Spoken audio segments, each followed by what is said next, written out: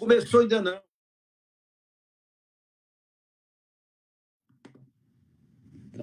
Bora. Hoje foram publicados 2 manifestos, um só de juristas, o outro de intelectuais. Hoje foram divulgados 2 manifestos, um só de juristas, muito amplo, com a palavra de ordem basta, que aponta, inclusive, que o presidente tem cometido crimes de responsabilidade, mas não tira daí as consequências. O outro de intelectuais e políticos, que do PT só tem a assinatura do Haddad, do PSOL tem a assinatura do Freixo e da Luísa Erundina, do PCdoB tem a Manuela.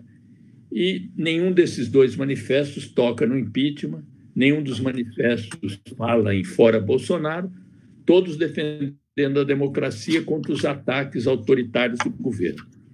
Na minha opinião, o PT, que já apoiou fora Bolsonaro e que precisa desfechar uma campanha em torno disso, que já apresentou a proposta do impeachment junto com todos os partidos da oposição que agora se alinharam na ideia do impeachment. Nós temos que completar isso com um programa de mudanças para o país, porque, veja, mesmo aqueles que estão defendendo a democracia nos ferraram essa semana em 2 coisas importantes. Uma, o salário mínimo, que praticamente está congelado a julgar pela aprovação da medida provisória. E o outro, a 936, que várias mudanças positivas foram suprimidas também por muita gente que defende também a democracia. Então, é importante defender a democracia, combater o fascismo, mas a gente combate isso unindo a esquerda em torno de um programa de mudanças, inclusive para o pós-pandemia. Como é que vai ser a economia depois do pós-pandemia? Vai ser com arroxo, com a queima de empregos, ou nós vamos ter um programa de recuperação que garanta renda mínima, preservação de empregos, taxação de grandes fortunas? Esse é o debate que eu queria introduzir aqui entre nós. Veja, Rui, que já entrando aí, Rogério, nesse debate, eu penso que nós temos que, num momento como esse, que está caracterizado, que, aliás, todos os manifestos e os pedidos que estão tramitando na Câmara, que já se somam 36, todos eles e os manifestos com essa amplitude que o Rui fez referência, falam que o presidente Bolsonaro já cometeu crime de responsabilidade. Isso, todas as peças que eu estive vendo, caracteriza-se como um presidente que tem um rosário de elementos que caracterizariam. E os juristas também falam crime de responsabilidade. Eu não vou nem falar em crime comum, porque o que ele fez, a conduta dele no trato da pandemia, ele cometeu crime comum contra a vida. Isso é crime também, né? Pois bem, contra a humanidade. Contra a humanidade, enfim. Ainda que o povo não saiba o que é isso, mas é um genocida, né? Quer dizer, nem todo mundo saiba, tá contribuindo para o assassinato das pessoas. Não é, isso não, é normal. Hoje nós chegamos a 30 mil óbitos no Brasil. Aliás, hoje eu só sabe, Rui e Rogério, o impacto disso. Hoje nós perdemos, a minha família, minha cunhada casada com um irmão meu, perdeu uma irmã. E eu vi o drama. Sequer podem ir para o cemitério. Nossa Senhora. Não tem nem velório. No velório. Eu nunca vi uma coisa tão forte desse porte, um presidente omisso que não faz nada. Portanto, ele já cometeu o crime. Então, eu penso, Rui, dentro do que você colocou, eu acho que nós temos que ter dimensão do momento. Primeiro, ter esse movimento amplo pela democracia, né, em defesa das instituições, que eu acho que é importante o PT participar, mas isso é limitado. Por quê? Qual saída, e você situou um problema que está posto, qual a saída para a crise econômica no próximo semestre?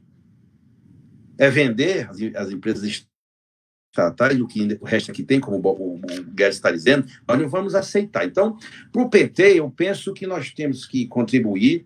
Acho que esses manifestos tão amplos assim, sem a participação efetiva do PT e da esquerda, é ruim. É como se não quisesse a nossa participação. Mas de qualquer maneira, nós temos que fortalecer. E eu, por exemplo, estou trabalhando uma ideia lá pela Câmara, mas isso vou deixar para falar segunda-feira. Mas nós temos que, noutra dimensão, trabalhar um programa que eu diria um programa mínimo para enfrentar a crise econômica que vai se estabelecer no segundo semestre. Aí sim, eu acho que as duas crises vão se bicar, é a hora de apertar e pedir o impeachment de Bolsonaro. Nós temos que, no segundo semestre, radicalizar, é a minha percepção, para que seja dado prosseguimento ao pedido do impeachment. Então, nós temos que trabalhar, Rui, nas duas dimensões. As forças de esquerda, por um lado, nós estamos dialogando bastante, e mesmo que não estejam todas, eu penso que a responsabilidade do PT é se apresentar com um programa alternativo capaz de mobilizar o país, porque essa é a contradição. Os que assinam o manifesto, aí quando vai votar o salário mínimo, votam de um jeito, aí votamos do outro. Então, a gente tem que ter a verdadeira dimensão para não se misturar sem cara. Se tiver que se misturar, tem que ter cara, tem que ter visão, tem que ter lado. Eu acho que é a minha opinião. Identidade própria, independência e nitidez programática. Exatamente. Vamos ouvir o Rogério aí agora. Vamos ver. Isso aí. Eu concordo com vocês, não tem dúvida. Nós temos que marcar uma ofensiva no movimento Fora Bolsonaro. Temos que ver como fazer isso. Até porque, como a crise política está cada vez mais aguda, hoje mesmo, agora à noite, ele, de novo, aumentou o tom de ameaças. Aliás, já virou característica dele. Cada vez que as coisas apertam para o lado dele, e apertam porque ele faz tudo errado, comete crime de responsabilidade, ele ameaça. Agora, à noite, ele já falou que isto vai dar em crise. Vai dar em crise? Não, já deu em crise. Nós estamos numa crise política tremenda. Quando ele fala isso, ele quer ameaçar novamente o Supremo, o TSE, o Congresso e, evidentemente, a democracia. Então, essa é a tônica do Bolsonaro e ele não vai parar. Ele tem que ser parado. Por isso, a questão do impeachment e do movimento Fora Bolsonaro, ele é importante. É claro que manifestos que denunciam a ausência de democracia, tudo isso soma. Mas a gente tem que ter o centro, realmente, em mobilizar o povo para a questão do impeachment.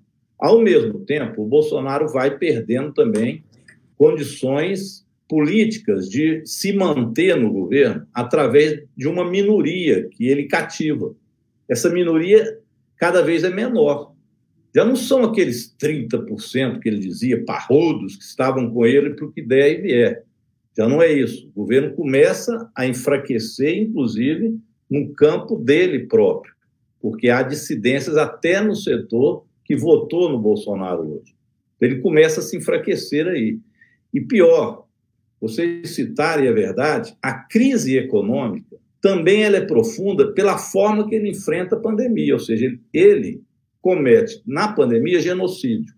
E isso não melhora a economia. Agora veio o resultado do trimestre. Déficit de 1,5% no PIB, que já é fruto do resultado da política antipopular e ultraliberal do Paulo Guedes de antes e que agora vai piorar. O que significa isso? Aumento da miséria, aumento do desemprego, o pessoal da economia informal, que era 43%, está passando para 50% da mão de obra brasileira.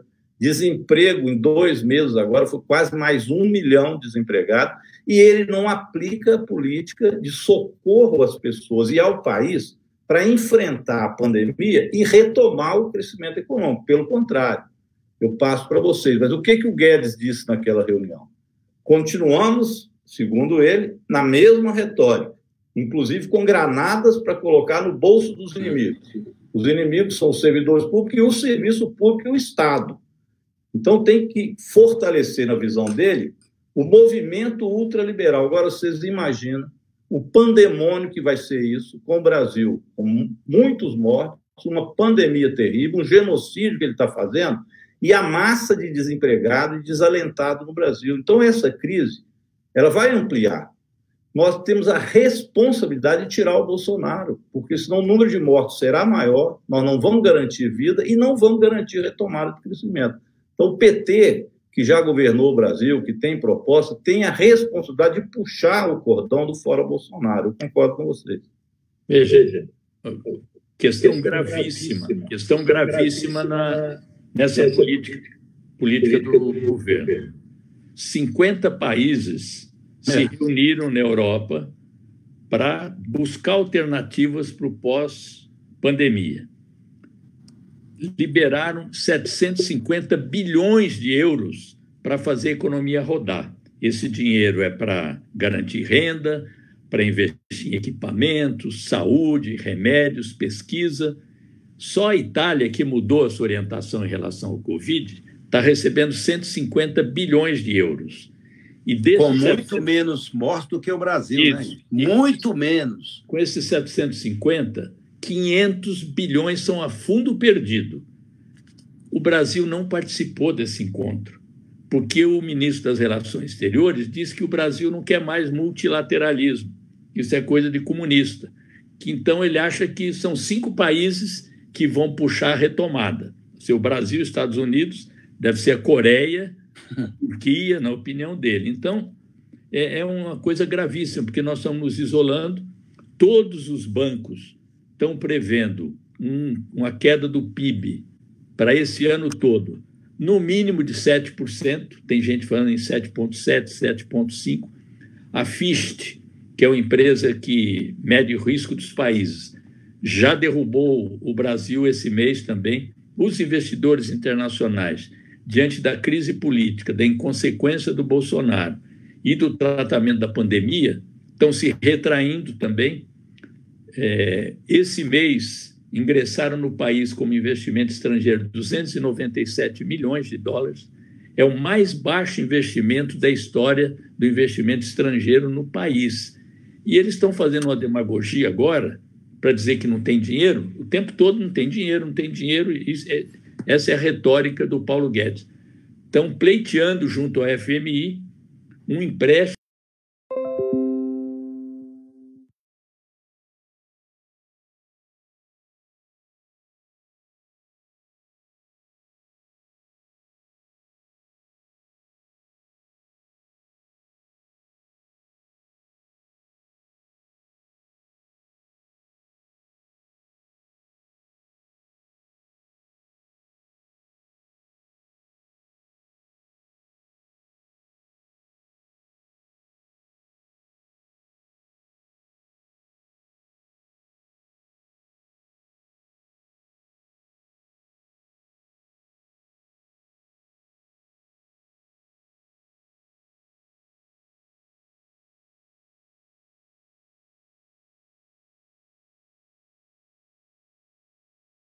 um direito à renda, ao emprego, ao salário e não sofram nenhum tipo de exploração nem opressão. Esse é o discurso do Lula que eu acho que deve pautar o nosso programa de retomada. Naturalmente, essa participação pontual, inclusive no Congresso, junto com outras forças de centro e tal, mas são alianças pontuais. A nossa aliança estratégica tem que ser com aqueles que querem mudanças estruturais na sociedade, que clamam por taxação das grandes fortunas, por uma reforma tributária justa e solidária. Essas propostas nós temos, precisamos consolidá-las num amplo programa em conjunto com as forças que querem a mudança. A democracia não é só votar a cada 4 anos. É importante, temos que preservar isso. Não é só autonomia, independência e equilíbrio entre os poderes do regime liberal. Isso também é importante. Mas nós queremos uma democracia mais radical, com participação popular, com plebiscito, com iniciativa popular legislativa, com mídia democrática.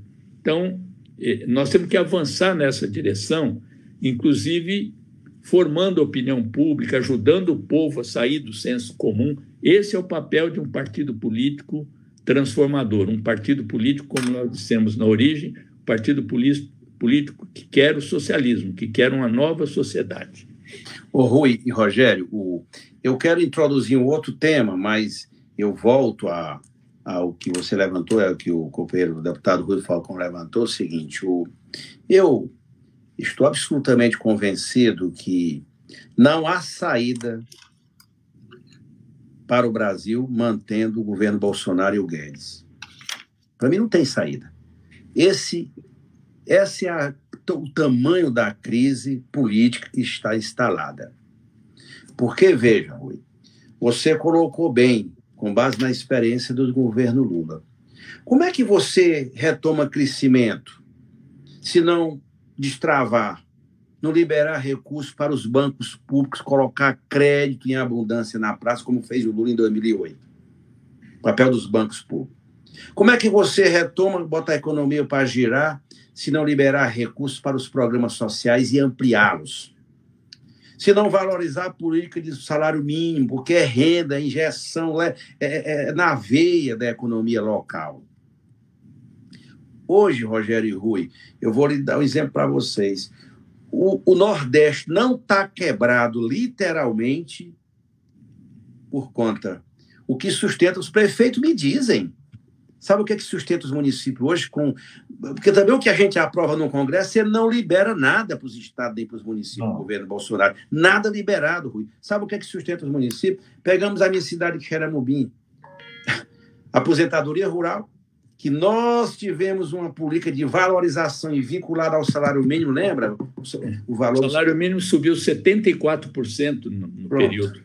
Isso, com os programas sociais, Bolsa Família, os auxílios, tudo informatizado, com a mulher com o cartãozinho no bolso, tendo o direito de receber aquela renda todo mês. Isso é injeção letal na economia, no comércio local. A economia gira. Eles só fazem o contrário. Então, nós vamos viver um momento assim, no seguinte: não tem como retomar crescimento da economia, não tem como superar a crise no segundo semestre, que está se agravando, Rui Rogério, com o Paulo Guedes, com o Bolsonaro. Investidores, você falou. Eu ouvi de um liberal essa semana, um liberal de direita, a seguinte fala, Rui Rogério: rapaz, realmente, nossa, ficaram escandalizados com a queda do investimento estrangeiro aqui no Brasil. E falaram o seguinte: mas é porque o Brasil não tem mais a menor credibilidade, ninguém confia mais. Ora, se ninguém confia mais, o Brasil vai levar 2 anos com esse governo, não tem saída para o Brasil, não tem saída para nada, se nós não interditarmos esse governo, porque no meio da pandemia, Rogério, eu passo para ti, você sabe que essa ideia do Estado mínimo foi para o espaço. O mundo todo hoje está discutindo outro modelo. E aqui eles ficam insistindo, eu ouvi nas declarações do Guedes, tentando resgatar a esperança que vai retomar, que no próximo semestre. Poxa, essa gente fez tudo o que ele quis no Congresso, votou reforma trabalhista, PEC da Previdência, tudo. Então, esse modelo de Estado mínimo, concentrador e que restrição de direitos, foi para o brejo. Então, nós temos que pensar mesmo um programa alternativo, mas não tem alternativa para o Brasil se não for com a saída desse governo. Não tem, porque é inviável pensar a retomada da economia com esse modelo. Não tem como, não tem como. Guimarães e Rui, é isso. Nós temos que quebrar, junto ao povo, o paradigma de que o ultraliberalismo é alguma saída daqui para frente. Já não era. Eu chamo a atenção, os dados desse trimestre de PIB negativo não foi referente à pandemia. Já foi uma referência do modelo que vinha lá de trás.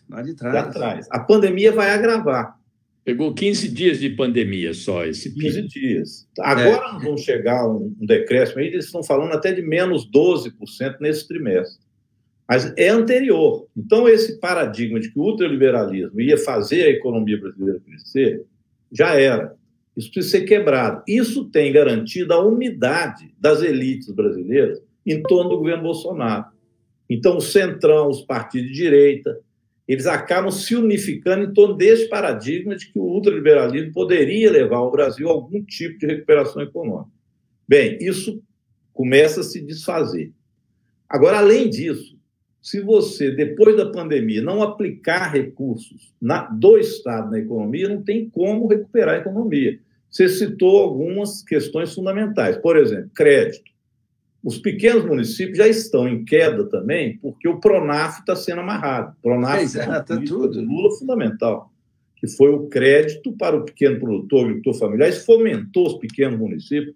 Minas Gerais são 853 municípios. Rogério, só um dado para o nosso internauta assistido do que o Rogério está dizendo. Eu lembro que quando o Lula assumiu o governo, Rui, 2003, 2004, eu era até deputado estadual, e teve aquela discussão seguinte: tinha recursos concentrado no Tesouro que não podiam ser usados por causa do superávit primário. Tinha 21 bilhões no Banco do Nordeste e o programa Safra, o Seguro Safra, o programa que foi lançado, né, Rogério, não podia aumentar porque ia fazer déficit. O que o Lula fez? Abriu o Banco do Nordeste e foi emprestado no primeiro ano 19 bilhões contra 250 milhões no ano anterior. É claro, fomentou... Claro. Aí, tudo Guimarães, eu fui delegado federal do Ministério do Desenvolvimento Agrário aqui no segundo governo. Então, o que nós fizemos de Pronaf, tanto o Banco do Brasil quanto o Banco do Nordeste, sabe que Minas tem nosso Nordeste aqui, né? Tem a região então, seca. A parte lá do Norte, o que tinha de crédito via Banco do Nordeste e Banco do Brasil, isso fomentava a economia, que esses municípios mineiros, eles viraram outro. Alterou completamente o perfil dos pequenos municípios de Minas Gerais. Isso já está caindo. Muitos prefeitos já estavam, e agora é evidente, vai ampliar, com o problema de retorno de filas para pegar a cesta básica. Então, isso significa também o retorno da miséria.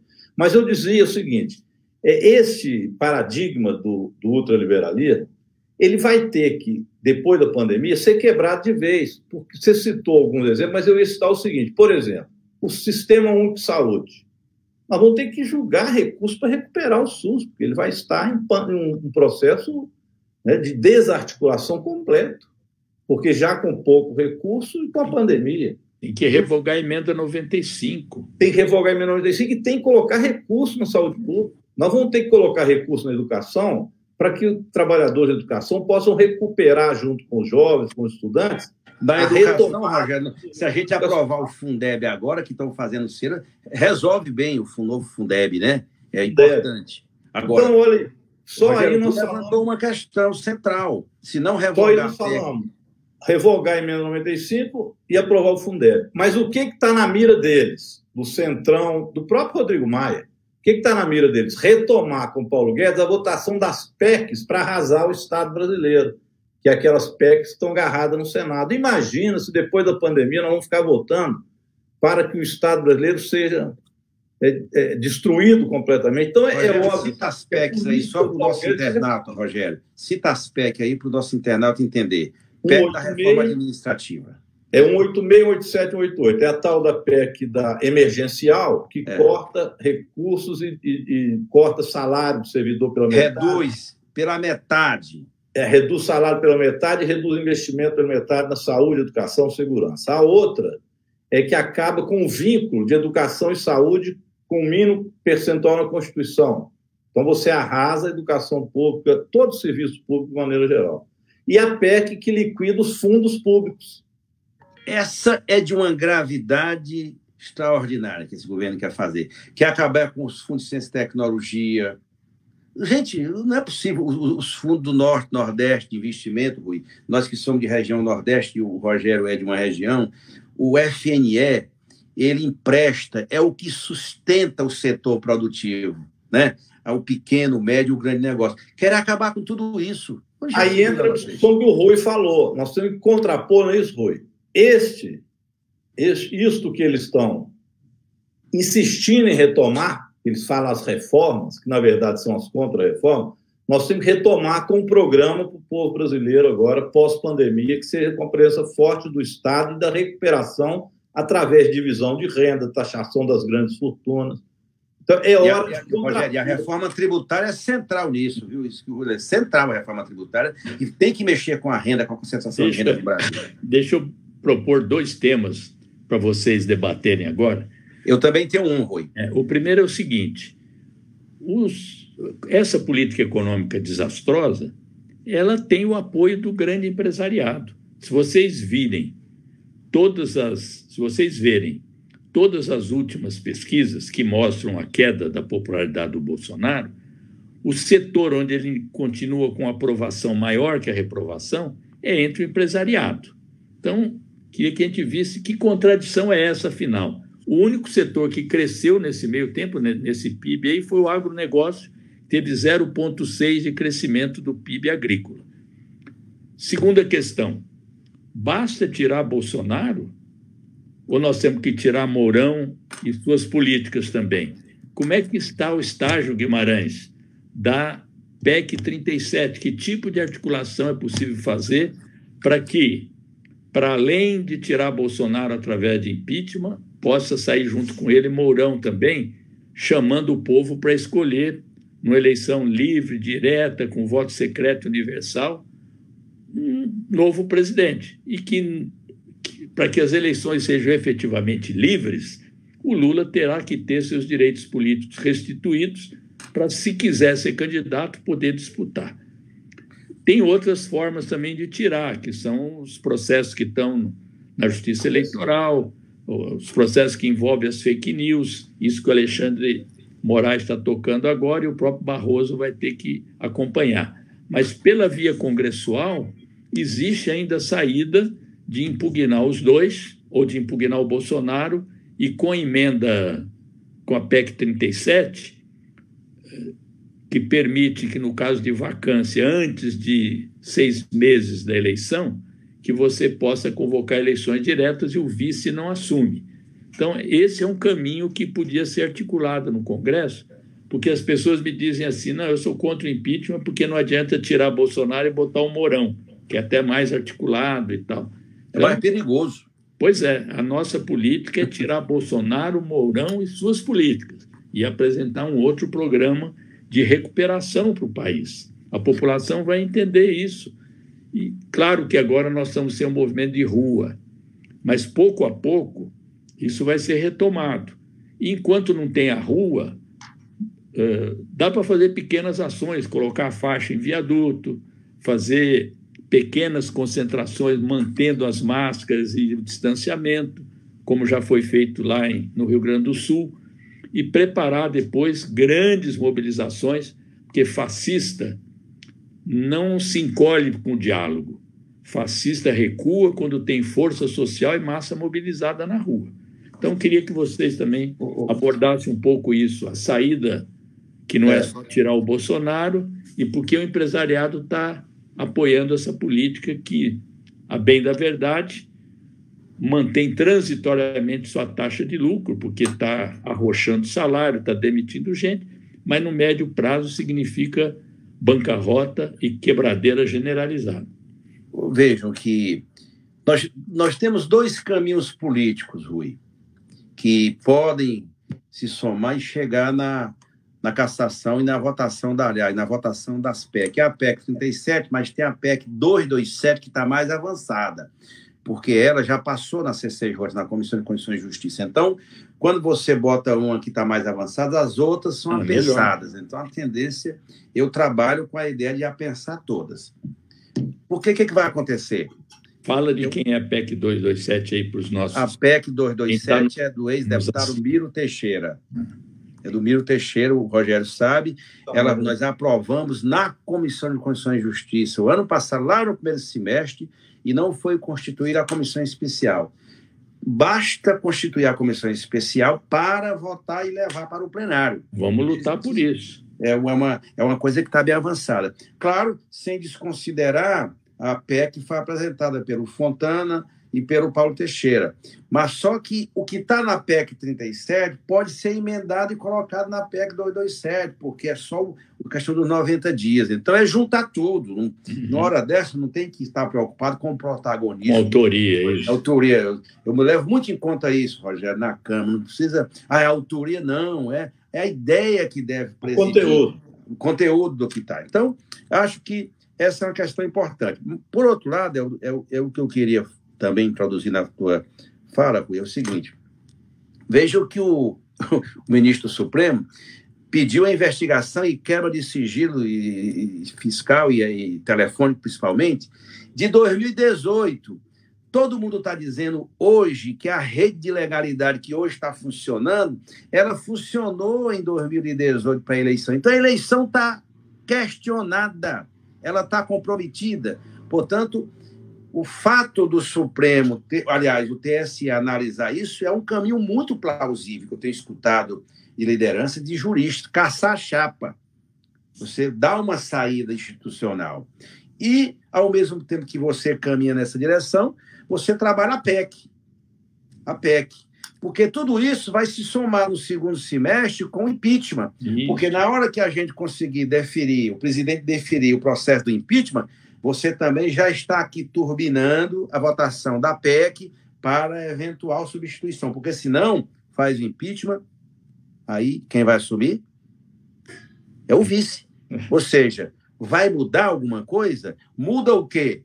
Muda para pior, talvez. Não sei se tem coisa pior do que o governo Bolsonaro, mas ele é mais articulado, é mais centrado, e isso pode comprometer uma saída pela esquerda, uma saída para o campo mais progressista. Eu acho que tem que ser esse caminho, Rui, porque eu estou muito otimista pelo que eu tenho escutado, Rogério, lá mesmo nas conversas virtuais, que a apuração do Supremo que está sendo feita das fake news pode até prender deputado, para você saber.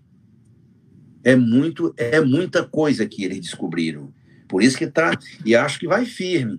Também acho que a apuração que está sendo feita noutra frente pelo ministro Decano, Rui, pode chegar na Câmara mais cedo do que se espera.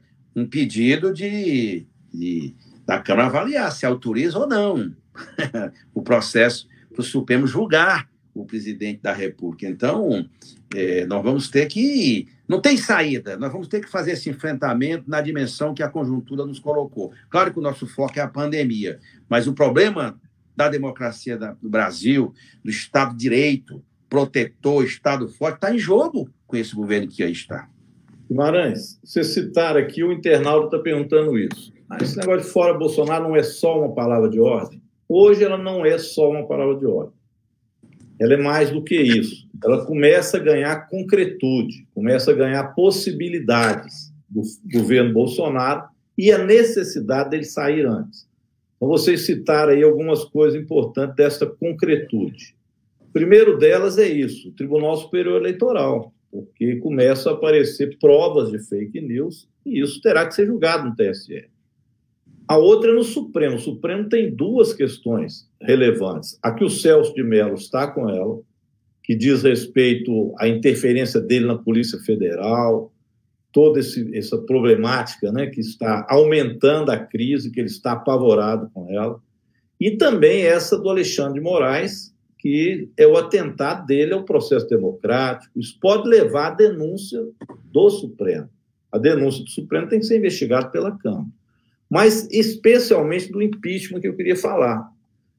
A entrada do impeachment que nós assinamos, né, Partido dos Trabalhadores, PSOL, e também as entidades do movimento social, mais de 400 entidades, elas deram uma característica de popularizar essa ação do impeachment. Semana que vem, pelo que nos foi informado, também as centrais sindicais vão entrar com outro pedido de impeachment e a OAB estuda outro pedido de impeachment. Então, ele vai ganhando também uma dimensão popular muito grande, o que leva a uma possibilidade real deste movimento crescer. É claro que ele vai crescer também com a ação de rua, que daqui a um tempo nós vamos ter que fazer. Com certeza, quando essa pandemia acabar, nós vamos lotar as ruas do Brasil para pedir esse fora Bolsonaro, porque isso virou também, né, uma necessidade do povo brasileiro. E, por fim, os 3 crimes de responsabilidade que nós enumeramos no impeachment. É bom a gente frisar isso. Não é um problema da gente querer tirar o Bolsonaro sem crime de responsabilidade. Tem pelo menos 3. Como tiraram a Dilma, né, Rogério? A Dilma foi sem crime de responsabilidade, sem crime nenhum. Sem crime algum. Inventaram uma pedalada fiscal e, portanto... O deles tem a pandemia, o crime dele na saúde pública. O cara receita cloroquina. Um presidente que sai receitando remédio e hoje saiu de novo infectando pessoas, desorientando tudo aquilo que a Organização Mundial de Saúde coloca. Ele virou um genocida. Ele está levando brasileiros à morte. Muito disso tem que ser responsabilidade o Bolsonaro e o seu governo. O segundo é que ele vive atacando a democracia hoje de novo. Aí ele ataca ministro, ele ataca todo mundo, bota o general Heleno para poder ameaçar a crise de institucionalidade. Isso é um crime de responsabilidade grave, porque se deixar, ele fecha o Brasil e o governo para fazer as maldades que vem fazendo sem sistema democrático que o contenha. Isso é gravíssimo. E o terceiro, que é a interferência que ele faz nos órgãos para a proteção da família, né? Então, muitas vezes, que o Bolsonaro é uma pessoa, ele quer se parecer uma pessoa honesta, o que é mentira. O Bolsonaro, quando era deputado federal, tem denúncia de roubar gasolina na Câmara. É espécie de ladrão de galinha, ele roubava gasolina. A nota de gasolina dele dava para ele dar a volta na Terra em um mês. Por isso que ele fala que a Terra é plana, né? Isso. Não é verdade? E isso ele está lá agora com o cartão de crédito, tudo protegendo a família dele. Então, o Bolsonaro tem crimes de responsabilidade evidentes. Então, quando a gente fala em impeachment, etc., tem tantas questões políticas necessárias deste governo que não pode continuar, como também os crimes que ele comete. Então, eu acho que hoje este movimento tem concretude, tem base de massa social para mover esse pedido de impeachment. É uma necessidade que o Brasil tem de conter esse fascismo que está aí. Né? Rogério, viu, Rui? Há uma ideia de que nós vamos conversar na segunda-feira à tarde com os líderes Câmara e Senado, no nosso campo.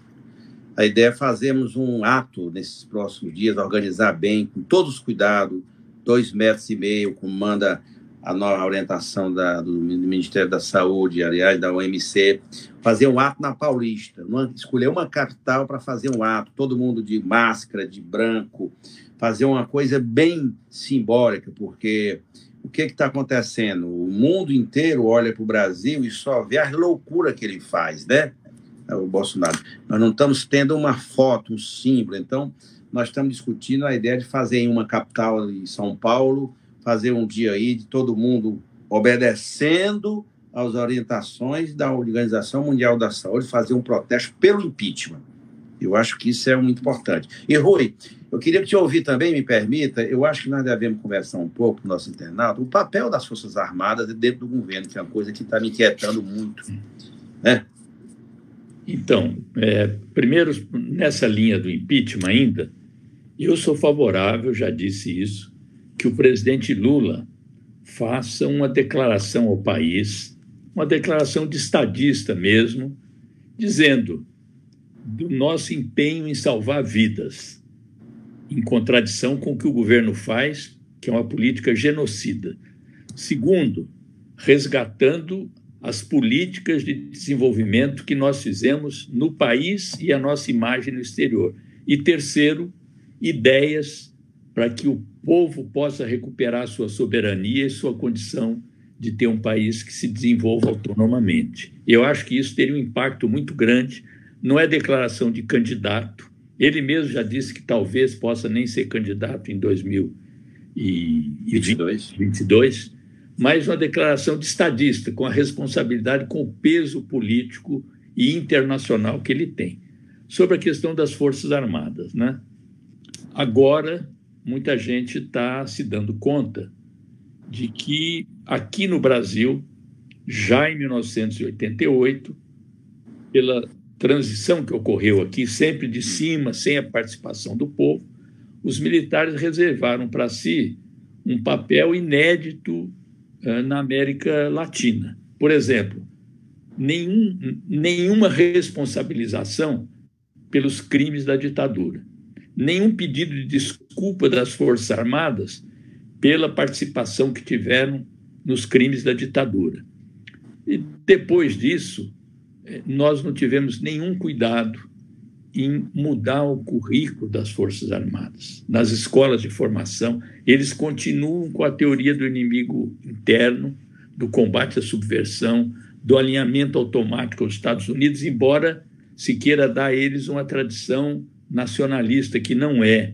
Você vê que deixaram ocupar a base lá do Maranhão, de Alcântara, que entregaram a Embraer, os americanos estão devolvendo a Embraer por causa da crise da Boeing. Então, era preciso alterar o currículo das escolas militares, não permitir essa interpretação torta do artigo 142. Não é verdade que as Forças Armadas são o poder moderador. Quem é guardião da Constituição é o Supremo Tribunal Federal. Não existe isso de, em caso de conflito entre os poderes, chama as Forças Armadas. O Genuíno tentou tirar esse artigo 142 da Constituição, mas ainda que não tenha tirado, a interpretação que se dá é que eles são chamados a intervir em defesa das fronteiras, no caso de invasão externa, de guerra, e não interventores para moderar conflito entre os poderes. Quem resolve conflito entre os poderes é o Supremo Tribunal Federal. Então, não vejo nenhum tipo de fissura entre as Forças Armadas. A ideia que se tinha em 1964 de que as bases democráticas das Forças Armadas iriam impedir qualquer tipo de golpe.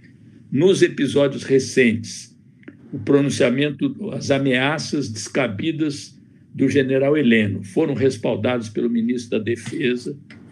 Eles deixaram, o ministro da Justiça virou advogado do ministro da Educação, porque qualquer pessoa, em tese, pode propor um habeas corpus, mas ele funcionou como advogado do Weintraub, que, por sinal, gente, esse Weintraub diz muito macho, né? Vocês viram ele nas audiências públicas, todo no autoritário, mandando prender ministro do Supremo. Quando chegou lá, se cagou, desculpa o termo, né? Desculpa o termo que a gente usa. Se mijou todinho. Diante da Polícia Federal, silêncio total. Amarelou, ficou com medo esse Weintraub. General Heleno então, eu acho que nós precisamos ter um outro tipo de relacionamento com as Forças Armadas. Elas são forças profissionais, devem ter seu status garantido, sem nenhum privilégio, estão cheias de privilégio, vocês veem, tem uma série de privilégios, e com o tempo, e dando uma formação democrática a elas, colocando-as no seu devido lugar. O presidente da República, que sair desse processo com a retirada de Bolsonaro e Mourão, tem que tratar essa questão com muita seriedade. Devolver a soberania ao poder civil. Aliás, até nisso tem um retrocesso, né? Desde o Fernando Henrique, o ministro da Defesa vinha sendo um civil para simbolizar que o poder é civil, o poder eleito e tal. Agora já é um militar de novo no Ministério da Defesa. E tem mais de 2 mil militares. Rui, os principais ministros do Palácio do Planalto são Braga Neto, Heleno, e todo o comando do país. Então, eu perguntei... E o segundo escalão todo cheio de ministros. Agora, no Ministério da Saúde, não tem esse é o fim do mundo. Em saúde. Esse é o fim do mundo. É o fim do mundo. Coitada da saúde brasileira. Isso aí não pode ser interpretado como nenhuma provocação, não é nenhuma hostilidade, é simplesmente devolver às Forças Armadas o seu papel constitucional, com respeito, com seus direitos todos, sem perseguição, mas não é possível continuar assim. Não, eu acho que, Guimarães e Rui, a gente tem também que ser exemplar na defesa da democracia. O general Heleno fez uma ameaça que, evidentemente, os poderes não podem aceitar. O Celso de Mello, ministro do Supremo, fez algo de praxe, que é solicitar ao Procurador-Geral da República que examinasse um pedido dos partidos políticos, PDT, PSB, se não me engano, sobre a entrega do celular do presidente Bolsonaro. O Celso de Mello remeteu isso ao Procurador-Geral da República e o general Heleno, que é ministro, que deveria cuidar das relações institucionais, faz uma ameaça ao Brasil através de uma carta à nação que pode haver uma ruptura institucional. Ora, como que um ministro e um general da reserva faz algo desse tipo? Nós entramos, o PT, né, eu, a Margarida, o Célio Moura, e assinado por toda a bancada do PT, com uma denúncia contra ele, um pedido de impeachment pelo que ele fez e caiu com o próprio Celso de Mello, que remeteu também à Procuradoria-Geral da República. Eu acho que isso é exemplar, porque você não pode também permitir que ameaças dessas sejam feitas e retrair o processo democrático. Então, restabelecer as Forças Armadas, o papel que ela tem. Acho que o Rui está completamente certo nessa questão. E é impressionante também, eu queria anexar um assunto aqui, como que o Rui está na Comissão Parlamentar de Inquérito da Fake News. E agora a gente está vendo isso estourar lá no Supremo com o Alexandre de Moraes. Provavelmente o filho do Bolsonaro, o Carluxo, que é quem chefia o gabinete do ódio, que é o gabinete do fascismo, de espalhar fake news, de amedrontar as pessoas, de fazer propaganda do fascismo, o gabinete do ódio, ele está encrencado. Por isso que o Bolsonaro anda nervoso. E o filho dele vai ser responsabilizado por isso. Eu estou impressionado de ver, estava olhando aqui agora no Face. Aliás, nós estamos bombando aqui nas redes, né? O pessoal está gostando do negócio, é fora Bolsonaro para todo lado. E é a presença do Guimarães aí. O número de bolsomínios e de robôs, como diminuiu. Então, esta ação de denunciar o fake news tem feito um bem também ao debate democrático, porque você esvazia do conteúdo do debate o que não é debate, sim ameaça e atos fascistóides. Então, é muito importante, numa hora dessa, essas denúncias que estão sendo feitas, que está acuando o bolsonarismo, levando aqui aquilo que ele dizia que ia colocar nas ruas para poder ameaçar o sistema democrático. Eles estão recuando nesse procedimento, o que dá a gente também condições de um melhor avanço das forças democráticas nesse período. Vai lá, Guimarães. Só uma consideração, Rui. Essa questão das Forças Armadas, o Rui sabe, na época, grande parte do governo Lula e da Dilma, o Rui era presidente nacional do PT, Rogério, e ele sabe, tanto quanto nós, até mais, o quanto os governos do PT investiram no profissionalismo, no apoio às Forças Armadas. A esquerda governando o Brasil, né, Rui? Inclusive o projeto do submarino nuclear, da compra dos caças, né? Tudo. Reaparelhamento da reaparelhamento, a questão salarial, principalmente reaparelhamento. Então, nós temos, quando nós falamos isso com as Forças Armadas, é em defesa delas, do papel institucional delas, né? Da proteção, e não se vincular a nenhum governo. Então, aliás, hoje virou um senso comum na política lá pelo Brasília que nenhum governo do Fernando Henrique para cá deu mais autonomia às instituições do que os governos do PT, às Forças Armadas.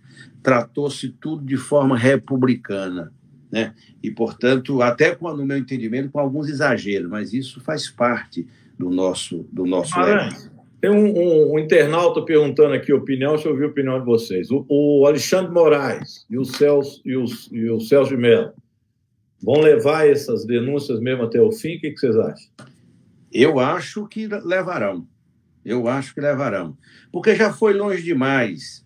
E a partir do momento que o ministro Supremo pede para que o sigilo seja quebrado em 2018, o escopo está amplo e muito importante, porque é aquilo que eu falei, o grau de ilegalidade que eles cometeram e do monstro que eles construíram no gabinete do ódio atual que vem lá de trás. Portanto, tudo isso pode ser desmontado. Acho que o ministro Alexandre Moraes não recuará. Não recua. O Rui está na CPI do fake news. Exatamente. O chefe lá, né, Rui? Então tem que... O seu chefe. E só, Rui, para terminar. Deixa o Guimarães concluir, eu falo das fake news. Além de que eu penso que o Celso de Mello é um ministro garantista, né, no direito, o que se chama garantista. Eu, com todas as ameaças que eles estão recebendo, com as fake news que estão sendo feitas contra eles, acho que nenhum e nem outro, eu não tenho contato com os dois, mas nenhum e nem outro, na minha percepção, recuarão. E digo mais, penso que o problema que nós estamos discutindo, Rui, do impeachment, da substituição, da PEC, tudo isso vai tomar corpo, porque me parece que os processos serão levados à Câmara Federal. Eu acho que estamos a caminho disso. É a minha percepção. Estou falando para o nosso internauta, eu estou muito seguro de que isso vai chegar logo, logo na Câmara Federal. Então, o Celso de Mello deve deixar o Supremo em novembro. Antes disso, ele quer deixar algum legado da sua passagem pelo STF. Claro. E eu acho que um dos legados, além desse, o mais importante de todos, é que provavelmente em agosto, quem sabe até antes disso, ele possa votar a favor do processo que pleiteia a suspeição do juiz Sérgio Moro. A suspeição para anular todos os processos injustos que foram ajuizados contra o Lula, sem provas, sem crime, porque ele foi o juiz que acompanhou todo o processo do triplex e parte do processo do sítio também. Portanto, a suspeição, ela contamina todo o processo. Não é apenas aquela história de que o Lula, a defesa não falou por último e tal. É todo o processo, todos os atos processuais. É o conteúdo, não é o problema aqui. Isso. Todos os atos processuais comandados por ele devem ser anulados e, portanto, o Lula inocentado. E daí a decorrência da restituição dos direitos políticos. Porque vem, né, Rui? Vem lá de trás. Ele mostrou isso, ajudou a eleger Bolsonaro, era o plano estratégico do Moro, impedir o Lula e a eleição do Bolsonaro. E está claro na delação que ele fez naquela entrevista coletiva, né? Ficou claro para o país. Que ele fez. A suspeição hoje está na ordem do dia, viu, Rui? Não, ainda a questão do Moro ter divulgado a delação do Palocci às vésperas da eleição do Haddad, por exemplo. Né? Tudo isso conta. Agora, sobre as fake news, né? A gente terminando, já faz uma hora, né, Rui? Aliás, segunda-feira vai ter um debate no Senado em torno do projeto de lei do senador Alessandro Vieira, que tem uma replicação na Câmara com a Tabata Amaral e o Felipe Rigoni, para estabelecer limites para a ação das plataformas que veiculam o Twitter, o Google. Então, é um projeto controverso. Vai ter um debate muito grande na segunda-feira. Parece que estão querendo votar já na terça, depois vem para a Câmara também. E é preciso ouvir as entidades que estão acompanhando. Rui, só aproveite e fala, você é jornalista, deixa eu agregar um outro elemento que você fala, você é jornalista. Toda vida que a gente começa a discutir, eles falam assim, mas mexer nisso é podar a liberdade de imprensa. Isso. Então, aliás, você fala isso aí, Rui. Os maiores defensores da liberdade de expressão e liberdade de imprensa agora é o pessoal que veicula fake news. Principalmente esse pessoal da direita que está sendo agora identificado, os deputados, inclusive, dizendo que querem cercear a liberdade de expressão. Ora, a liberdade de expressão, ela não é absoluta. Ela tem limites naquilo que não significa queimar reputações, apregoar o crime, apregoar o fim das instituições democráticas, fazer propaganda do nazismo, do racismo. Nada disso é coberto pela questão da liberdade de expressão de pensamento. Há limites, portanto. E ninguém mais do que o PT defendeu a democracia, foi contra a censura, combateu a censura. Nós estamos soberanos para falar disso. Então, as CPI das fake news avançou bastante. Parte do que o ministro Alexandre de Moraes está detectando agora, fazendo busca e apreensão, nasceu também de depoimentos que foram feitos na CPI das fake news, com Alexandre Frota, com a Joyce Hasselmann e outros que fizeram depoimentos lá. Inclusive, quando... E apresentaram provas, né, Rui? Quando foi lá o Paulo Marinho e o general Santos Cruz, eles já falaram da tentativa dessa BIM paralela, que agora está na Veja dessa semana. Tem, inclusive, 2 caras, um deles funcionário do governo e o outro informal do Bolsonaro, que faz um trabalho de inteligência para o governo e para o Bolsonaro. Por isso que ele diz que o Bolsonaro fala, lembra, naquela reunião e nas entrevistas, que ele tem mais informações do que mesmo... Isso, exatamente. E agora... É a rei de legalidades. Agora tem que correr atrás do dinheiro, a quebra de sigilo. Dos empresários é muito importante, Rui. Houve um grande financiamento para a campanha de fake news da eleição, inclusive com financiamento do exterior, que é ilegal também. Já estão chamando, Rui, de Bolsolão. Bolsolão.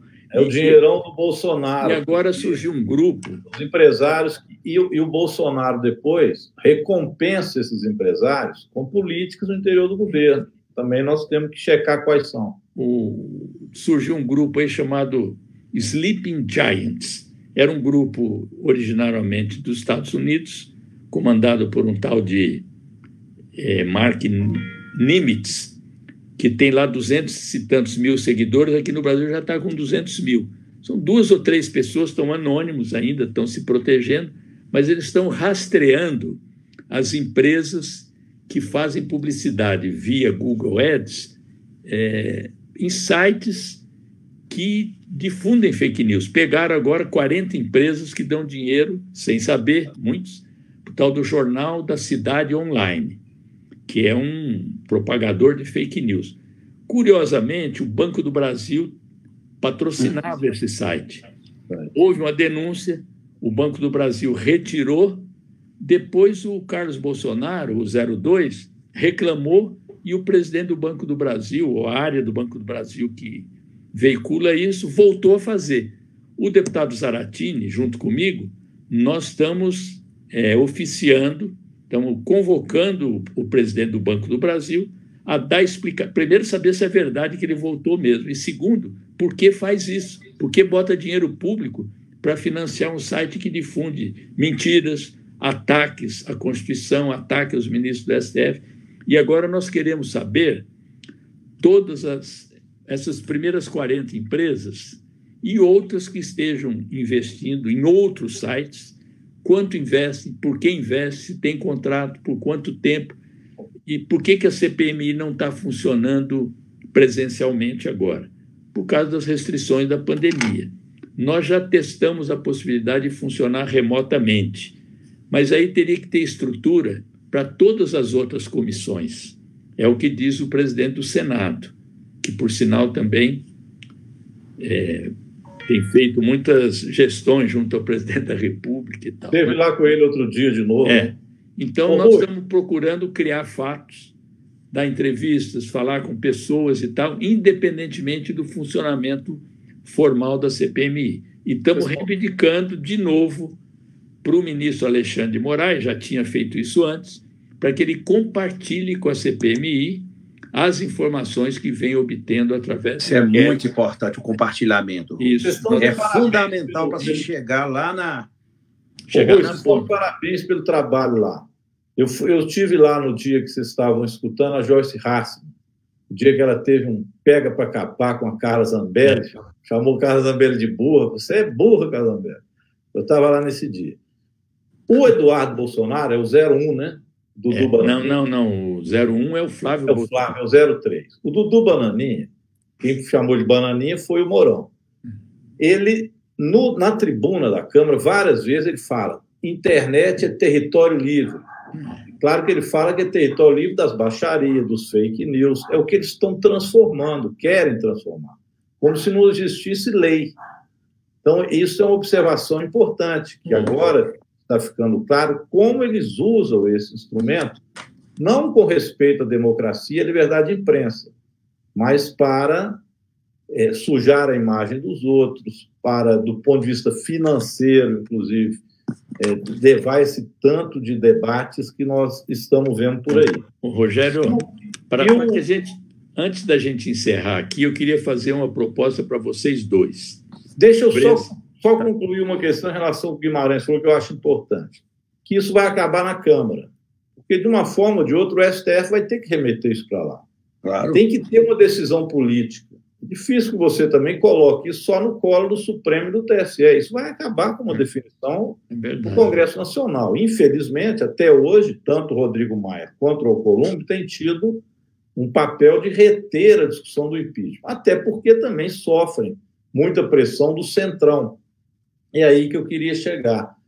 Como que o Bolsonaro deu uma guinada, entre aspas, para os olhos do eleitorado dele, se remetendo agora ao Centrão. A velha política.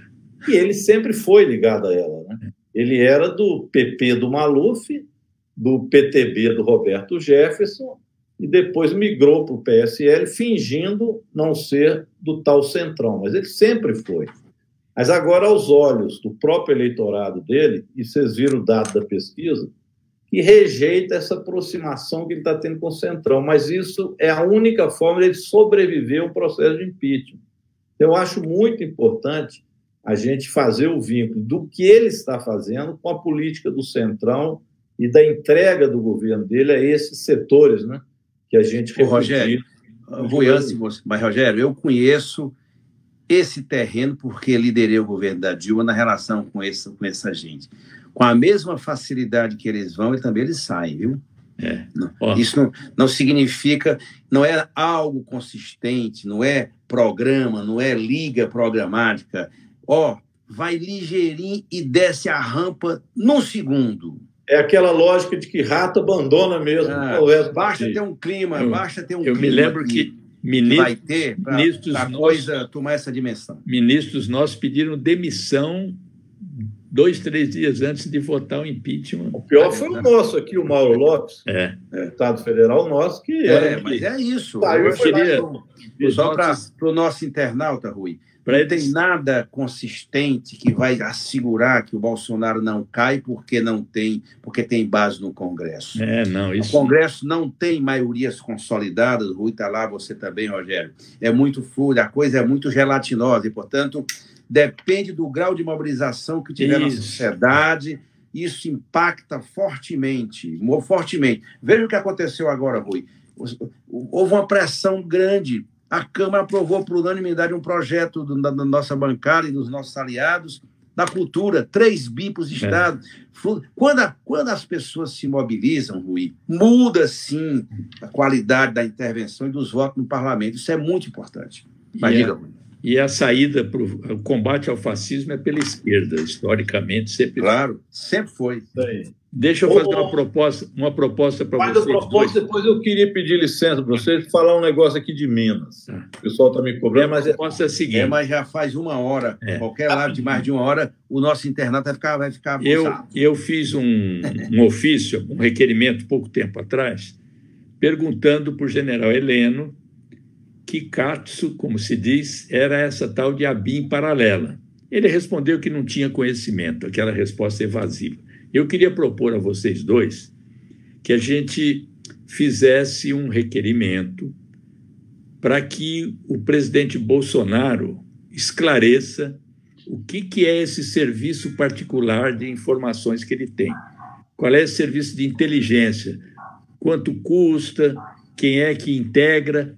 O Moro disse em entrevista agora para a revista Cruzoé que o Bolsonaro requisitou, logo no começo, muita gente da Polícia Federal.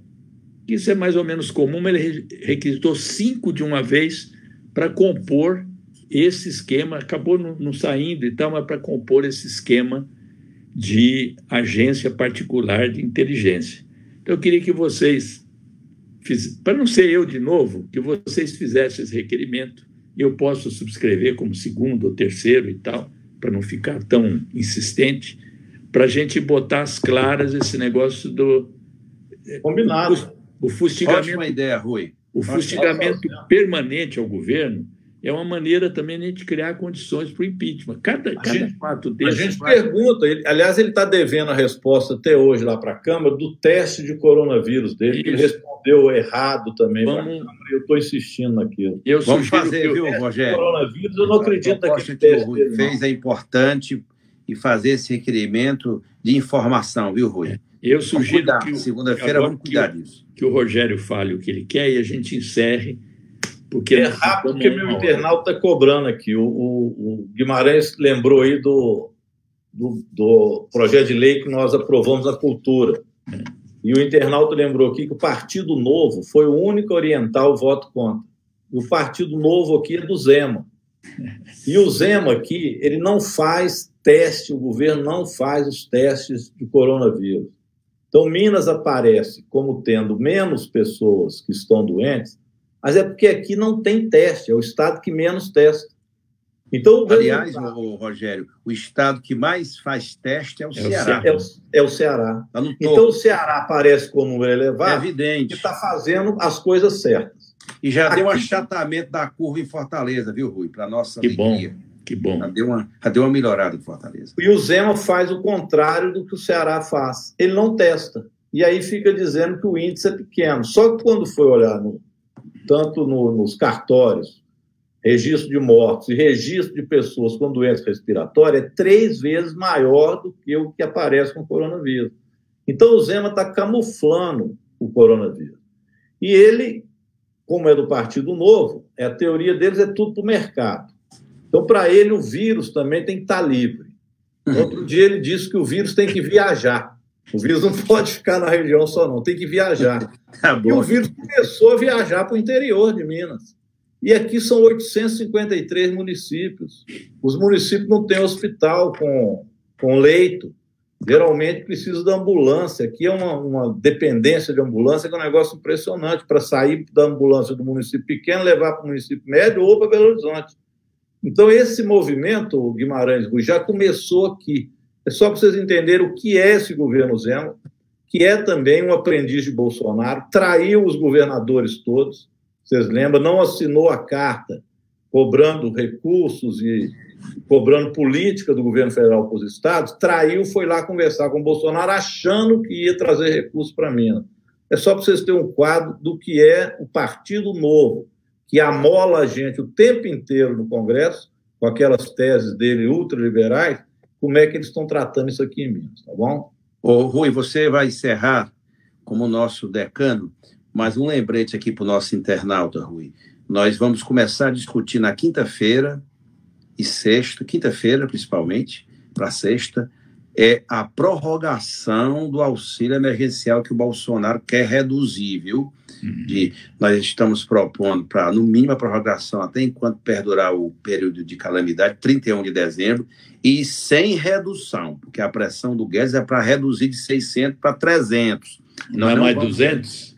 Não, é 300. Eles querem reduzir para 300. E toda vez que... É aquela discussão que nós fizemos lá atrás. Toda vez que aparece, e nós somos os autores, viu Rui? Eu e a Gleice somos na cabeça dos autores da prorrogação, da bancada do PT. Aí eles ficaram falando, mas e o impacto? E o impacto? E o impacto fiscal?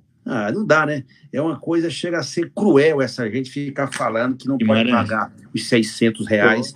Coloque na agenda também a derrubada dos vetos do projeto de ajuda aos estados, porque o Bolsonaro vetou 28 itens. Isso. 28 itens. Eu tenho aqui a lista. Pescadores artesanais, agricultores familiares, manicures, cabeleireiros. Olha, é uma crueldade esse governo. Então, vamos batalhar para derrubar esses vetos. De ajuste, no do socorro do Estado município, do que ele vetou foi o que nós tínhamos aprovado para evitar o congelamento e do salário. Perfeito. Vetou tudo. É a granada. É isso aí. É a granada. Botei uma granada no bolso do inimigo. 2 anos de congelamento salarial. Vão derrubar esse veto, tirar a granada. Isso. Mandar a granada lá para o colo deles. Tá bom. Gente, muito obrigado aos internautas e às internautas que interagiram conosco. Sempre bom estar aqui com o nosso líder Guimarães, com o valoroso Rogério Correia. É Correia ou Correia? Correia, com I. Correia. Dália Correia. E vamos repetir aí proximamente para falar de eleições. Hoje nós não falamos de eleições, só falamos do Covid, da economia. Vamos repetir isso aqui, nós três, proximamente, para falar de eleições. Eu acho que o nosso povo vai gostar.